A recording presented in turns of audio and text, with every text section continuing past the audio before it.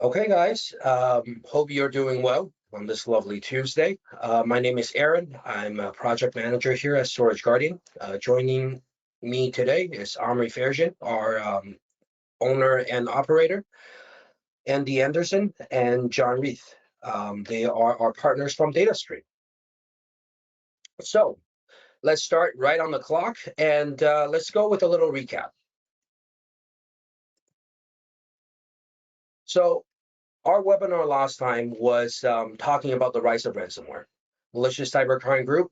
That has made DR a critical part of business continuity. With the rise of these things, essentially, disaster recovery now focuses on a threat such as cybersecurity, ransomware, and attacks, instead of natural disasters and infrastructure failures and other things.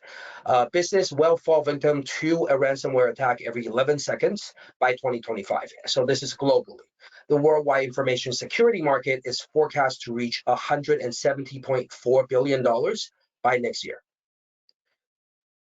Storage Guardian provide a comprehensive DR service that includes our DR runbook. What it provides is a very simple step that go through the DR process when the event occurs. So our plan is assess, recover, resume, and review. We define roles and responsibility for all parties. So that is with us, with our partners and our clients, whether this is a small, medium-sized business, or this is a MSP or other service providers. We define the roles and responsibility first. We enable the ownership of the DR process so that our partners and client can declare the DR process on themselves following our steps in the playbook. Storage Guardian monitors the RTO, recovery time objective, and RPO, recovery point objective, 24/7 to make sure that it meets the required criteria. And lastly, allows owner management to initiate the process regardless of their technical background. Little bit on Storage Guardian. We have over 2 decades of experience in backup and disaster recovery. We believe cloud should be easy, but we know the devil is inside the detail. Our unique mechanism provides detailed assessment and the statement of work to define the DR process. We provide DR planning, drilling, failover, failback, and scaling. Traditionally, drilling is very difficult, but with our service, drilling can be done as frequent as monthly. So monthly, we recommend at least one drilling a year, and also 24/7 monitoring of RTO and RPOs. We want to push the envelope on more accountability in the cloud. And here I'm going to leave it to Omri to say a little bit more words about our belief. Omri, please go ahead.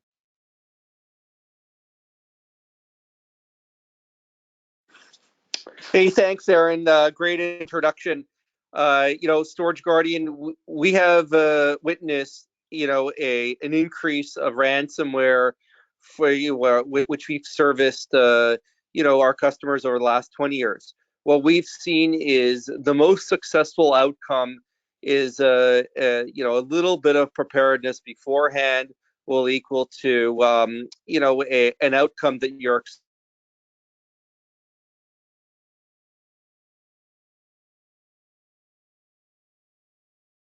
So in terms of accuracy and price point and agile in usability and not autonomy, that's what the little bit of preparedness is. And lastly, before I pass this on to our partners at DataStream, I want to show you our runbook. So on the last webinar, to come together to go to. Go ahead, Aaron. Yep.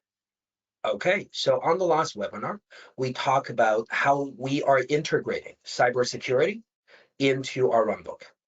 And this is our DR runbook. It's a very simple document. It's a 9-page document. Of course, that depends on your system, but that outlines each step of your recovery process. I want to focus your attention on how to activate DataStream cybersecurity insurance, which is right here. So if you click on the table of content, you see that right here. Going back up, just to recap a little bit, this is where our planned activation come in place. So assess, recover, resume, and review. You can declare your disaster by entering your PIN, and you can declare it by using the 3 ways. You can send us a text, call us, or using a URL. After your process has been in place doing this PIN, and as you can see, this PIN does not require any technical background, but it requires the management to assess the situation and declare the disaster.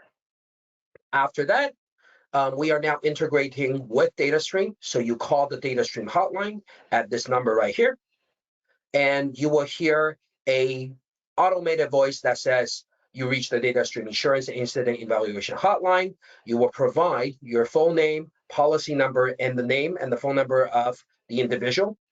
And you'll say that twice, and they will get back to you. So everything is here. It's ready for you to use whenever a disaster strikes. So going back here, now I'm going to pass it to our partner in DataStream, John, and he's going to be speaking about DataStream.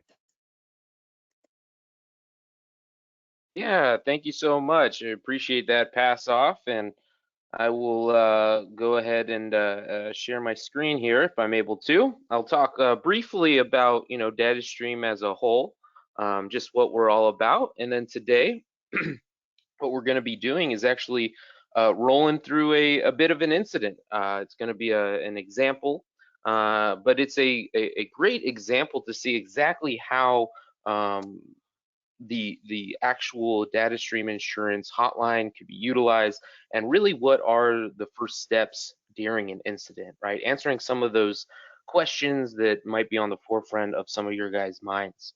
Now, to talk about data stream insurance as a whole, we are a cyber insurance company. We like to call ourselves experts in the cyber insurance world, and we actually come in and connect and align with pre-vetted MSPs, MSSPs, VARs, to offer their customers really great insurance, right?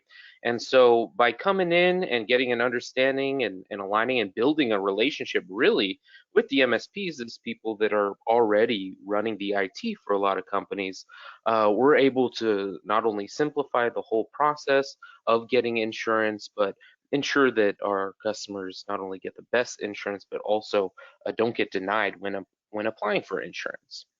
So moving forward and talking about this exercise, right? So we're going to be going through just a really a high level, what we refer to as a tabletop exercise, and we're going to be running through it real quickly, but that way we can answer any kind of questions that you guys may have at the end. Now, to give you just some overarching guidelines when going through this exercise and kind of some things to think about, and as well as just really the overarching flow of the exercise. It is going to be an open, low stress, no fault environment, nothing crazy within it. But while going through it, try to think upon how you would actually respond to each individual update within the scenario, using your current understanding. What you have currently implemented, how would you react to the various updates going on during this incident that we're about to go through. Decisions made during this exercise are not precedent setting and may not exactly reflect, what you guys would do, but it is a great example of what an incident response would look like and the appropriate steps to take after that. And it's good to remember that while of course the issue that we're going to be diving in is important, it's not as valuable as the suggestions, recommendations that can come out of it. The goals and kind of overarching discussion points can be found here. You can see that really the goal here is to answer a lot of the questions that we see within this space, a lot of questions that we got from customers just overall about what to do when going through an attack. So some of the bigger ones, for example, what are the first steps, right, to take during an incident? How public do we go after an attack? And how do we restore? Can we even restore, right? What are those first steps of restoration?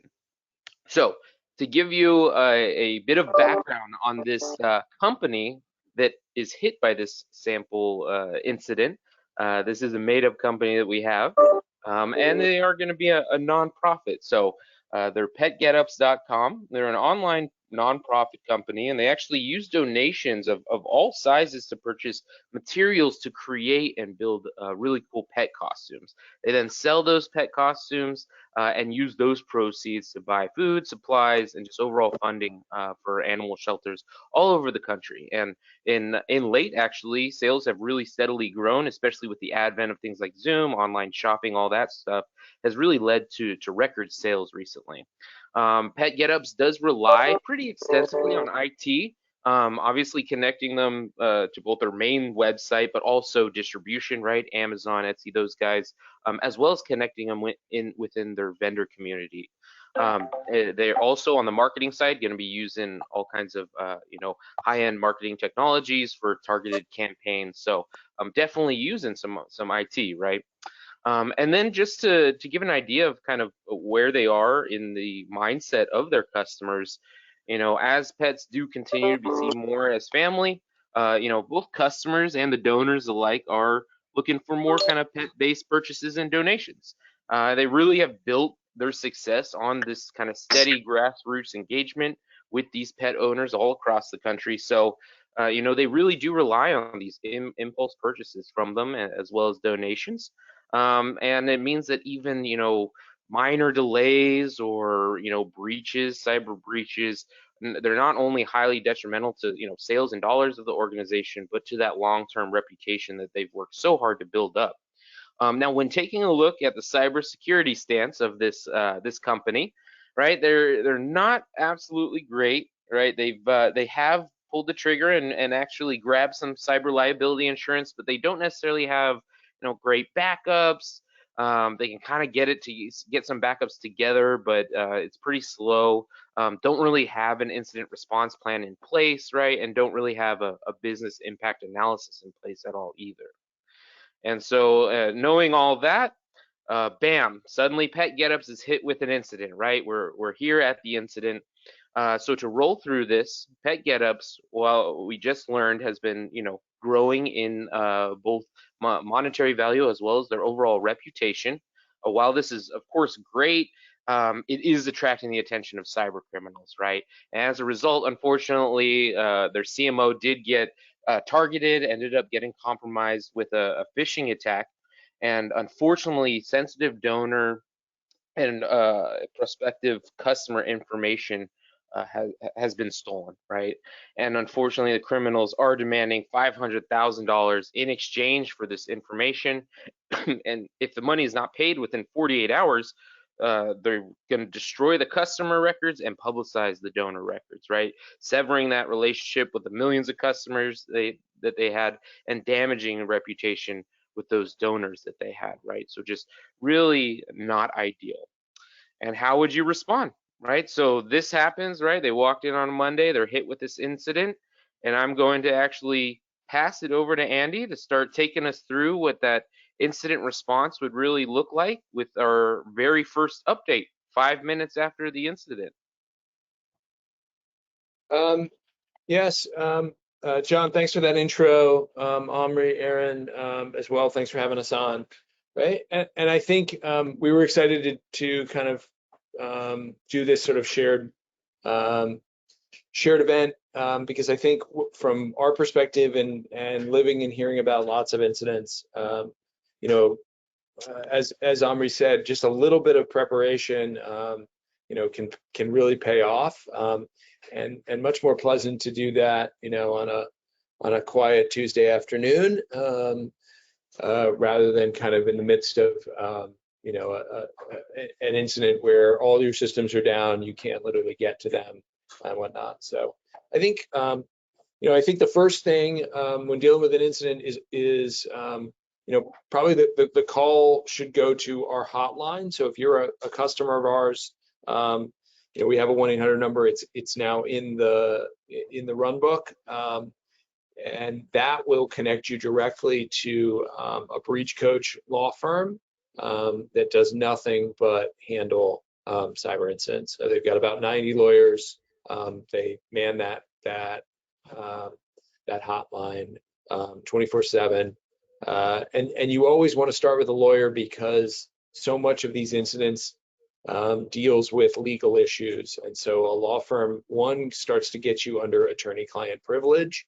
So if there's anything that you need to discuss confidentially, you can, and that way, even if it's not going to be necessarily discoverable from a regulator or from in a class action lawsuit, which is where a lot of the losses can come from. And management's role is to make sure that they sort of are getting all the right people and information lined up, which is why, again, like this run book is so valuable, because it's one place that you can hand to that law firm and then the sort of expert forensics that get involved. And I would say that we like that law firm in particular because they're very good at both kind of triaging incidents and knowing what's a big deal and maybe what's not a big deal, but seemed like it at the time. I think people should not hesitate to call.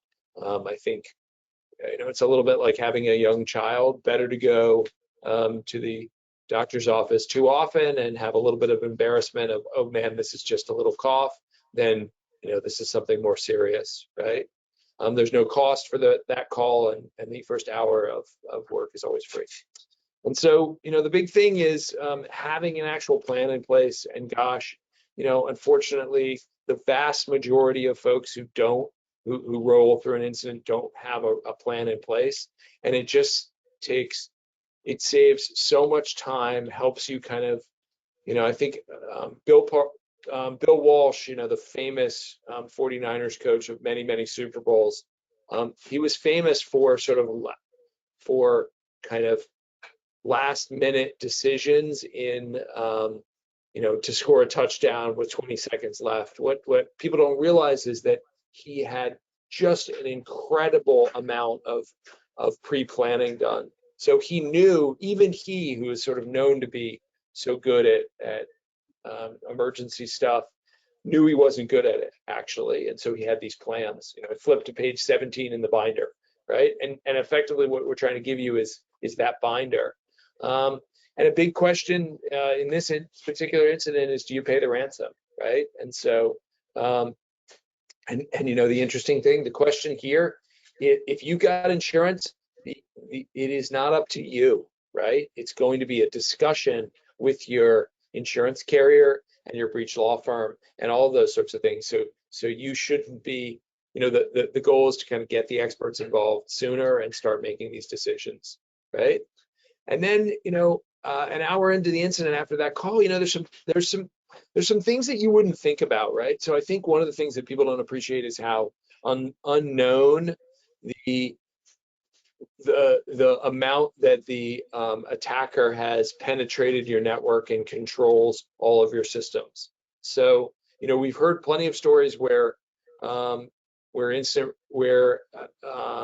attackers are literally reading a victim's emails. There may be intercepting text messages because they're popping up on laptops and on phones, etc. Like, you kind of have to assume that they own your entire network and all of your communication systems. So one of the things to do is to figure out an alternative means of communication, so you're not necessarily telling the moves that you're making to the attacker. And so in this case, they often recommend that you run to a Best Buy or a store and buy a bunch of burner phones so that you can communicate off channel. Alternatively, use your spouse's phones, your kids' computers, all of these sorts of things. But if you're going to be doing this is going to be a heavy use of technology, and so probably just invest in some burner phones, right? And then I think you want to be really careful about what you say. And again, this is why you want to really be leaning on these experts, and they're going to coach you through this, right? You want to, whether you want to be responsive to the ransom to the ransomware folks, let them know that you're dealing with it, but you may not, you probably need to stall a little bit. And how do you do that in a way that they don't realize maybe you're trying to get your backups back up, that you're trying to recover? Again, experts will walk you through this, right? Yeah, and then the other question, right, is around letting the authorities know, right? And I think too many people think, oh my gosh, like, let's not tell the police or the FBI. we're going to get, they're going to bring a case against us for, improper data, data storage or data protection. The FBI is not in the business of prosecuting you because you're in the middle of a cyber incident. They are here to help. They are here to kind of make sure that we're not, paying terrorist organizations and whatnot. So part of the process is to sort of check that who this organization is.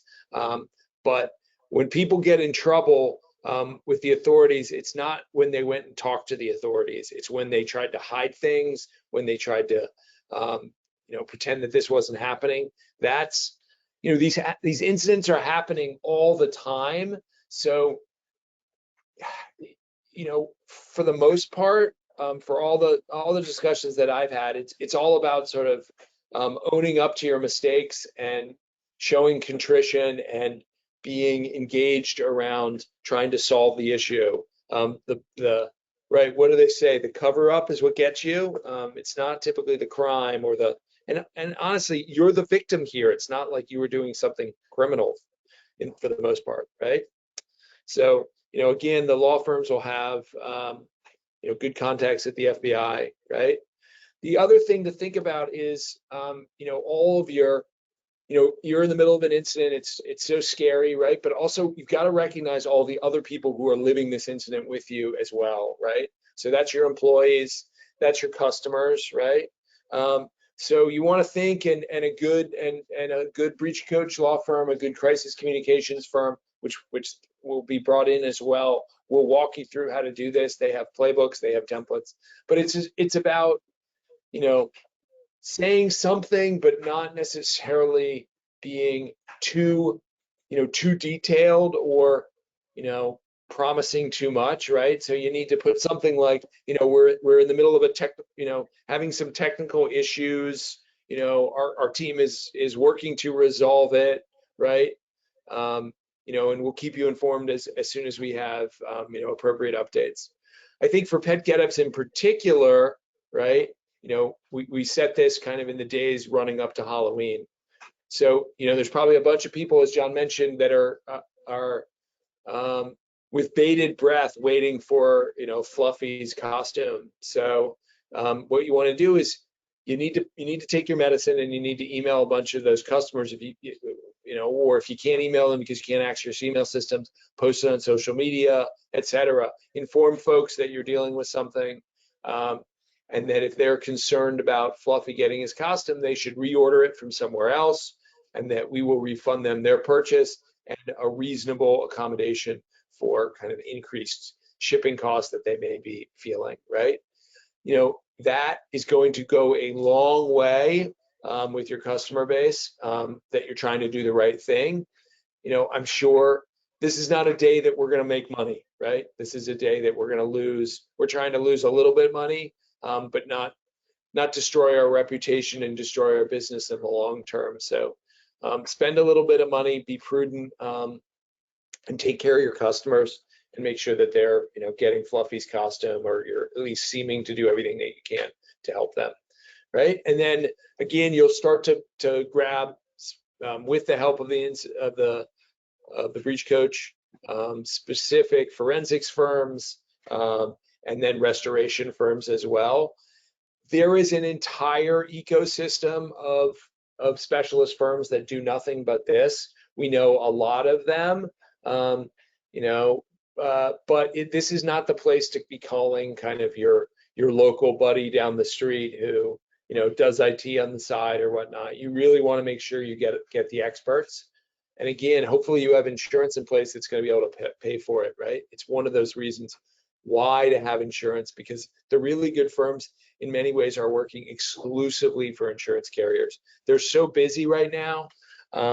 They're not taking people off the street, because so often these incidents do end up with companies significantly wounded, if not having to file for bankruptcy. So the last thing the incident response firm wants to do is do a lot of work and not get paid for it, right?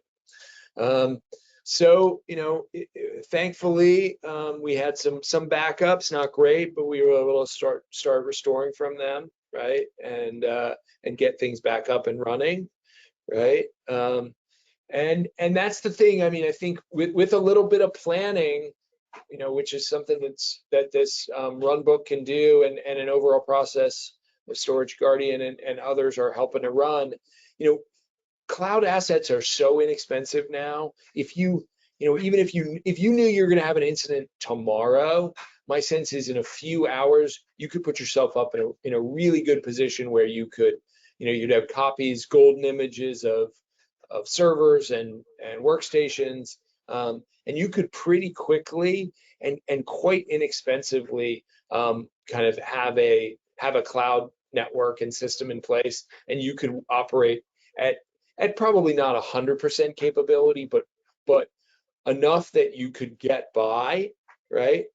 But if you're already in the middle of an incident, all of your stuff has been ransomwared and is literally inaccessible. It's just, you're now at the mercy of that attacker, and you're basically going to have to pay to get your stuff back, right? So yeah, so I guess I'll pass it back to kind of the group and walk through kind of what would you, if you lived through this again, what would you change? What would you learn? How would you make sure that you were ready to deal with these type of situations?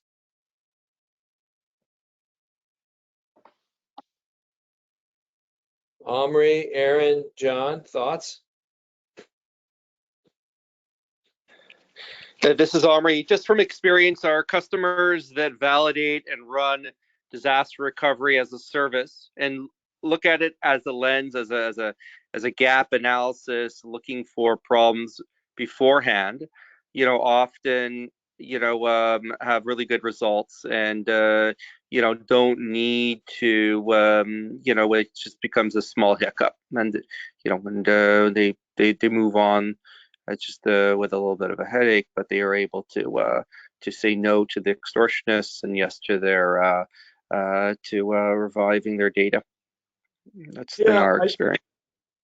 Our view in insurance is, insurance thinks about things in two different, we look at the world using kind of two big numbers, right? One is known as the frequency, so that how frequently is a company going to have a potential loss, right? How often are they going to get hit by an attack and succeed?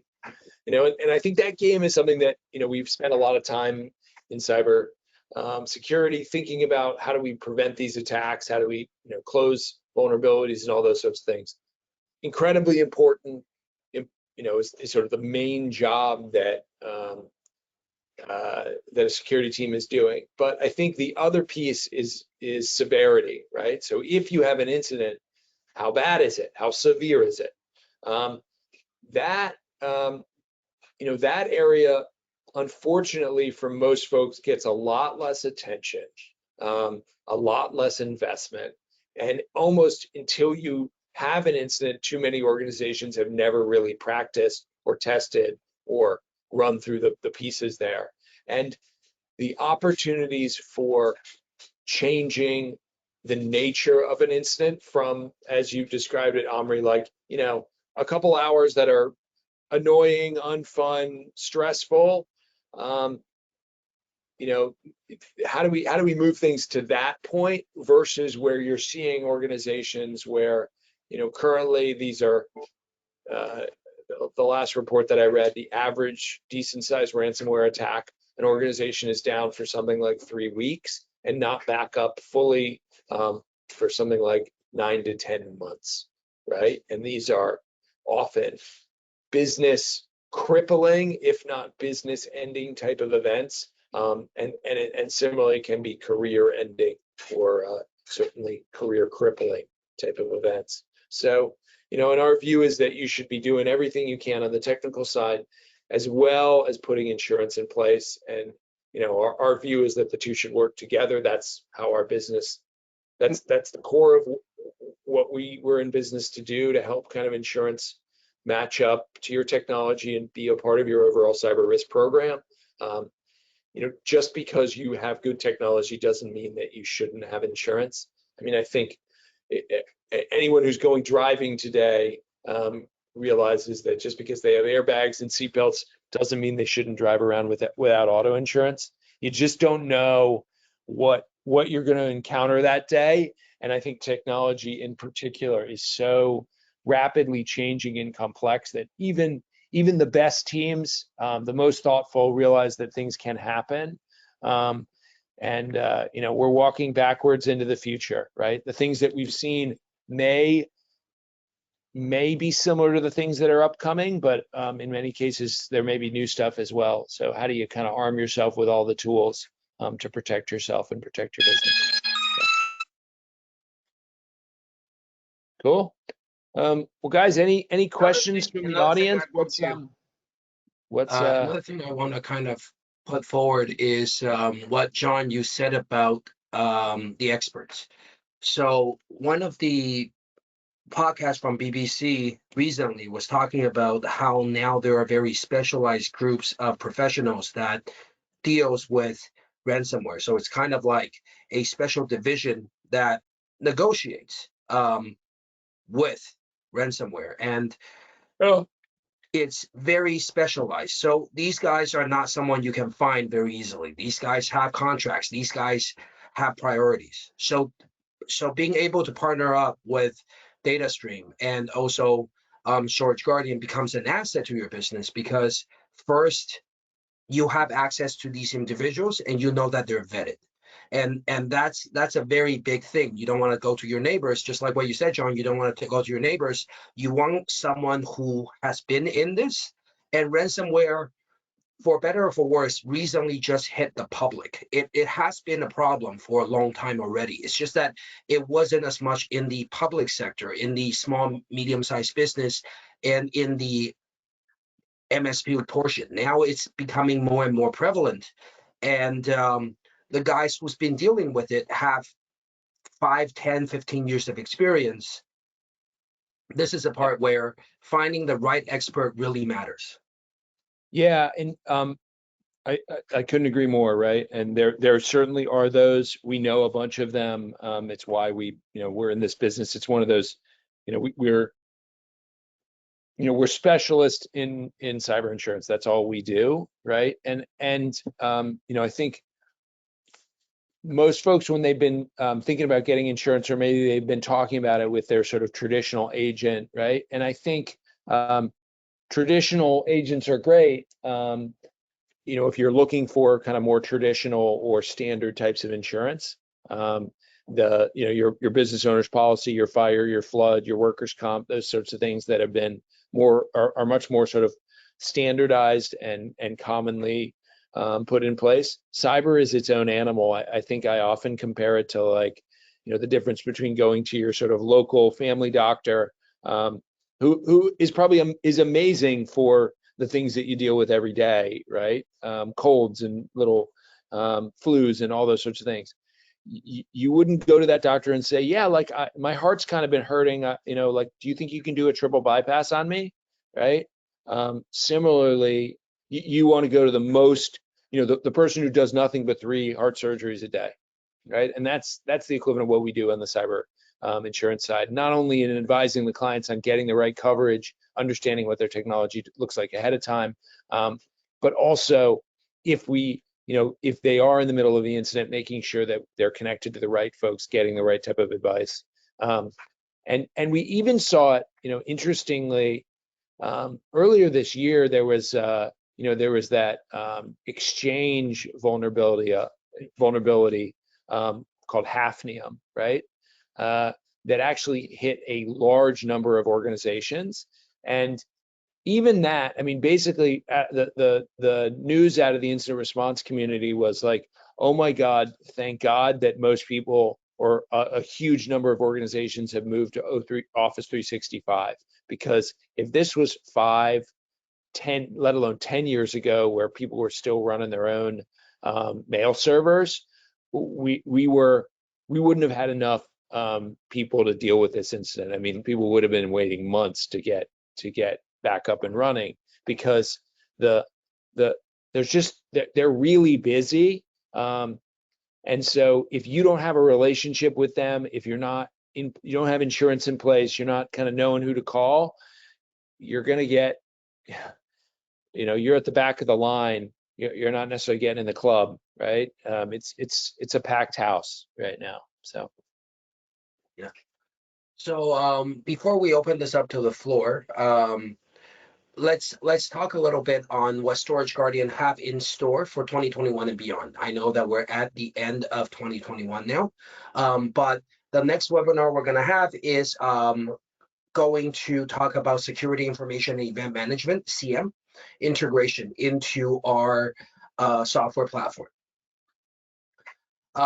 Again, linking back to cybersecurity, you need to start cross-correlating your logs to have a better overview of what is going on in your system as a whole, because now there is a million different ways where your system can become compromised. So we'll be talking about ensuring that clients meet regulatory requirements and compliance, how we're monitoring key log files to identify and correlate events that might be malicious. Working with Cisco Umbrella is one of the integration that we're going to be focusing on. Private cloud, moving something to a private cloud or having it still on a public cloud. Where are we going in there, and what should you be choosing when you're looking at cloud? Lastly, endpoint protection and monitoring. So we'll keep you guys posted on these webinars. This entire webinar will be on our website, and we'll be sending out a follow-up email to you guys who attended. If you want to share it, not a problem at all. Every link will be in the email that is going to be sent out after this. I'm going to ask Rena to now open this up. If we have any questions from the live audience right now. If not, I have some questions that has been given to us through email and by our other people that couldn't attend today's webinar. So go ahead.